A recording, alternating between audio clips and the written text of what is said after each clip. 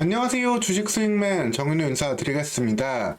오늘 시간 유가가 유동칠 때마다 주가가 한 번씩 움직이는 흥구석유 자세히 한번 살펴볼 텐데요. 과연 이 종목 우리가 투자할 가치가 있는 종목인지 그 내용 자세히 살펴보도록 하겠습니다. 흥구석유가 하고 있는 일을 아마 보시면은 좀 장기적으로 가져가기에는 좀 어렵다라는 생각 당연히 하실 수 있게 될 거고요. 유가가 나아가서 이제 100달러 넘어가는 시점, 그 정도로 급등세가 나오는 완전한 그 유가에 대한 패러다임이 전환될 때 그런 시기에 단기 트레이딩용으로 활용할 수 있는 정도의 종목이다 라고 보시면 되겠습니다. 흥구석유 자세히 말씀드릴 텐데 제 영상 보시면서 채널 구독하시고 후속 영상도 편히 시청하시면 되겠습니다. 흥구석유 말씀드리면은 사실 비슷하게 이제 테마로 움직이는 종목이 한국석유가 또 있잖아요. 근데 두 종목 벌고 있는 돈을 비교해봐도 상당한 좀 차이가 나고 있습니다. 흥구석유는 이제 영업이익은 적자를 볼 때도 많이 있고, 흑자 같은 경우도 이제 임대 수익에서 대부분 나오고 있는 상황입니다. 이에 반해서 한국석유 같은 경우는 훨씬 더 큰 이익을 가져가고 있는 상황인데, 영업이익도 100억대에 넘는 영업이익 기록하고 있고, 단기 순이익 역시도 안정적인 모습을 보여주고 있습니다. 이러한 두 종목의 시가총액이 현재 비슷하고 흥구석유가 외려 더 높은 상황이기 때문에 특별히 이러한 품절주로서의 큰 차이도 없는 흥구석유는 조금 주의하면서 접근하는 게 필요하겠습니다. 흥구석유 같은 경우엔 그래서 이제 단기적으로 이 15,000원 선까지 트레이딩 선 잡으면서 유가가 움직임을 보시면서 좀 접근해야 된다라고 보실 수 있겠고요. 기본적으로 하고 있는 일은 특별한 어떤 밸류가 있는 가치가 있는 일을 한다기보다는 GS 칼텍스로부터 이제 기름을 받아다가 대구 경북 지역에다가 도소매로 납품을 하고 있는 그러한 상황이 되겠습니다. 그래서 이렇게 직영 주유소도 이제 직접적으로 운영을 하고 있기도 하고요. 이를 통해 가지고 일부 매출을 내고 있는 상황이다. 라고 보시면 되겠습니다. 그래서 사실 특별한 어떤 뭐 밸류는 사실 없는 상황이에요. 그래서 뭐 주요 제품 및 설비를 본다 하더라도 그냥 일반 주유소 및 직영 주유소에서 소비자에게 직접 판매하는 일을 하고 있고, 다만 이 제품이 원유 가격 및 환율 변동 등 시장에서의 수급 상황에 연동되어서 가격이 변하고 있잖아요. 그러니까 유가가 올라가면 갑자기 우리가 주유소에서 얻는 기름값이 확 올라가잖아요. 이를 통해 가지고 일부 이익을 더 볼 수 있지 않을까 이런 기대감을 갖고 있는데, 문제는 GS 칼텍스에서 기름을 사올 때 이 사오는 가격 또한 똑같이 비싸지기 때문에 여기에 또 크게 마진이 남지는 않는 상황이다. 외려 유가가 올라가면은 기존의 정유주들 GS 칼텍스나 S-오일 같은 경우가 더욱더 기대감을 받을 수 있는 상황으로 전개될 수 있다. 이런 흥구석유 같은 경우는 이러한 도소매업을 하면서 일부 일종의 합청업체 같은 일을 하고 있다라고 보시면 되겠습니다. 그래서 특별히 이를 통해서 그냥 매출 꾸준히 내고 있고, 이렇게 주유소 통해서 대부분 다 매출을 내고 있어요. 뭐 영주 영업소 이런 영업 부서들이 좀 있고, 나머지는 이런 주유소에서 직원들을 두고 혹은 임대를 하면서 매출을 내고 있는 상황이다. 그냥 주유소 하는 곳이다라고 보시면 되세요. 그래서 대부분 뭐 이제 매출은 현금이랑 신용카드 판매 원칙을 내세우고 있는 그러한 상황이다라고 보시면 되겠고, 또 기름을 사올 때는 현금으로 줘야 되기 때문에 여기에 대해서도 좀 비용을 납부해야 되는 그러한 상황이다라고 보시면 되겠습니다. 그러다 보니까 뭐 특별히 매출 총이익이 크게 나오지 않고 있는 상황이 되겠고, 대부분 이 판매 관리비 중에서도 반 이상이 인건비로 들어가게 되는데, 이제 월급 등 지불하고 나면은 특별히 남는 돈은 없다. 하지만 이제 아무래도 주유소 같은 경우에는 땅을 갖고 있는 상황이잖아요. 그러다 보니까 기태 수익에서 이런 임대료 수익이 어떻게 보면 회사의 핵심적인 수익 모델로 자리 잡고 있는 상황이다 라고 보시면 되겠습니다. 그렇기 때문에 뭐 본질적으로 특별한 큰 어떠한 뭐 2배 이상의 상승 이런 걸 보기는 어려운 종목이다라고 보셔야 되겠고요. 이슈가 나올 때마다 단기 대응으로 접근하는 게 필요하겠습니다.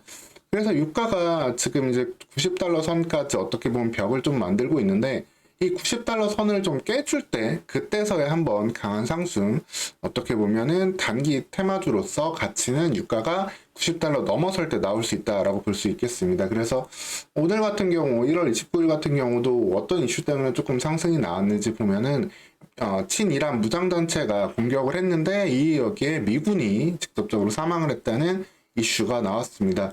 미군 3명이 사망을 했는데 미국 같은 경우에는 항상 그 자국 그리고 자국 군인들이 이렇게 상처를 입게 되면 여기에 대한 보복을 확실하게 하는 국가잖아요. 그러다 보니까 미국이 개입할 수 있는 강도, 올해 이제 선거를 앞두고 있기 때문에 뭐 트럼프 진영, 바이든 현 대통령 모두 다 좀 조심스러워하는 상황이지만 이렇게 미군이 사망한 일이 발생을 할 때는 모두 다 좀 힘을 합쳐서 대회 이렇게 싸움을 같이 확장할 수 있는 상황도 됩니다. 그러다 보니까 중동에 좀 확전이 될 수 있고 유가 급등을 할 수 있다는 이슈 때문에 올라갔는데 사실 이 부분도 예전만큼 이제 좀 유가가 좀 드라마틱하게 변하진 않아요.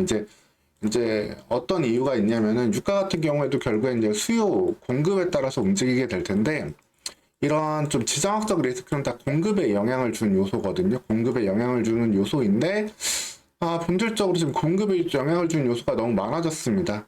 예전처럼 이제 오펙이 모든 걸 쥐고 가져가고 있는 구조가 아니라 오펙 내에 이런 카르텔 자체 좀 약해졌고 앙골라 같은 경우에는 오펙을 지금 탈퇴한다고도 한 상황이죠. 그러다 보니까 오펙이 아무리 감산을 해도 유가가 크게 변하지 않은 상황이 나왔고 미국 같은 경우도 셰일가스 혁명을 통해 가지고 자국 내에서 이제 자급자족을 하면서 셰일가스를 통한 또 기름도 수출을 하고 있는 상황이 되고 있습니다. 그렇기 때문에 여기에서 중동에서 어떠한 공급적인 리스크가 좀 나온다 하더라도 이런 미국의 이런 생산이 더욱더 확대되고 있기 때문에 그리고 아프리카 쪽에서도 원유 생산이 되고 있기 때문에 여기에 대한 미친 영향이 좀 제한적이다. 그리고 중국 같은 경우가 이제 유가의 대표적인 이제 수요처라고 볼 수 있는데 중국에서도 현재 유가를 소비하는 게 좀 중국 경기도 좀 어려운 상황이라서 이게 좀 쉽게 올라오지 않고 있거든요. 이러다 보니까 수요 증가도 크게 나오지 않는 상황 속에서 이러한 이슈로 이런 중동의 지정학적 리스크로만 인한 유가의 좀 공급 둔화 여파는 예전만 못하다라고 볼 수 있겠습니다. 이를 통해 가지고 유가가 뭐 지금 70달러대에서 78달러까지 일부 상승하긴 했지만 여전히 박스권에 갇혀 있는 상황이고 그리고 이란 같은 경우도 여기에 대해서 이제 또 소극적인 대응을 하게 된다라고 한다면은 이 리스크 역시 제한된 상황으로 전개될 수 있기 때문에 결국에는 이 박스권 안에 갇힐 수 있는 상황으로 움직일 수 있겠습니다. 사실 미국이 지금 올해 기준금리 내리려고 지금 물가 잡으려고 혈안이 돼 있는데 유가가 올라가게 되는 상황은 크게 바라지 않는 상황이거든요. 만약에 유가가 다시 90달러, 100달러 넘어가면서 물론 근원 물가에는 큰 영향이 없겠지만 일반적인 CPI에 여기에 대한 영향을 크게 미치게 된다고 한다면은 미국의 이런 정책 방향성, 연착륙을 바라는 정책 방향성에 좀 큰 차질이 생길 수 있기 때문에 이런 이유로 인해 가지고 유가의 큰 상승을 계속해서 좀 견제할 수 있다. 즉 미국의 셰일가스 혁명이 이미 세상에 벌어진 상황이기 때문에 이러한 지정학적 리스크로 인한 상승은 유가의 상승은 좀 제한적일 수 있다. 라고 보시면 되겠습니다. 그래서 흥부석유 같은 경우도 단기 트레이딩으로도 접근해 볼 수 있겠지만 전체적으로 보면은 이미 이 추세 틀이 지금 계속해서 좀 꺾였어요. 추세 틀이 좀 꺾이고 있기 때문에 한 주가 13,000원대에서 한번 저항 맞고 내려오면은 다시 한번 비중 줄이셔야 되고 그리고 11,000원대 기준으로 보면서 좀 긴 흐름 다시 한번 10,000원대 아래로 왔을 때 흥부석유는 좀 단타 성격으로 잡아보는 게 필요하다. 이렇게 고점을 낮추면서 가는 흐름이기 때문에 좀 주의하면서 접근해야 되는 현재 흐름이 되겠습니다. 어떠한 좀 뉴스가 나온다고 하더라도 추격 매수하는 데는 좀 주의하시고 그럴 때 단기적으로 올라가면 좀 대응하시면서 다시 한번 기회는 10,000원 아래로 내려올 때 이런 시점으로 좀 잡아보셔야 되겠습니다. 기본적으로 흥부석유에 대해서 또 재미있는 점이 배당 자체는 어떻게든 매년 주고 있거든요. 어떻게든 매년 배당은 100원에서 150원 정도 주고 있는데 이 배당을 줄 때도 좀 재밌는 게 또 배당을 줄 돈이 없을 때도 있을 거 아니에요. 그런 경우에는 단기 차익금까지도 끌어가면서 배당을 주는 모습을 또 확인할 수도 있습니다. 이 부분은 이제 현금 흐름표에서 우리가 좀 확인을 해볼 수 있는데요.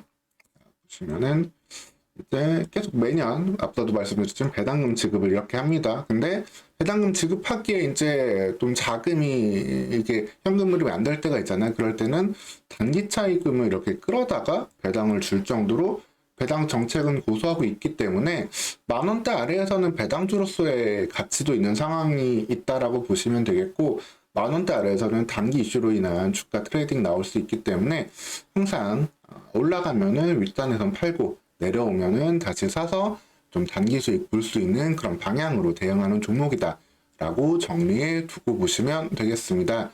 물론 이 전제는 기본적으로 유가가 다 $90 안에서 박스권에서 움직인다 라고 보시면 되겠고, 만약에 진짜 이란이 미국의 강경 대응, 정말 초강경 대응을 통해 가지고 유가가 갑자기 $90, $100까지 간다?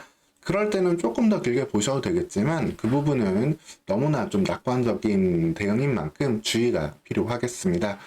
오늘 시간 이렇게 흥구석유가 어떻게 돈을 벌고 있고 현재 흐름 속에서 어떠한 대응 포인트들 잡아야 될지 전체적으로 흐름을 훑어드렸습니다. 이후에 나오는 이슈들 속에서 추가적인 대응도 말씀드릴 테니까 채널 구독하시고 후속 영상도 편히 보시면서 여러분들은 편안히 투자해 가시면 되겠습니다. 오늘 시간도 영상 시청해 주셔서 감사합니다.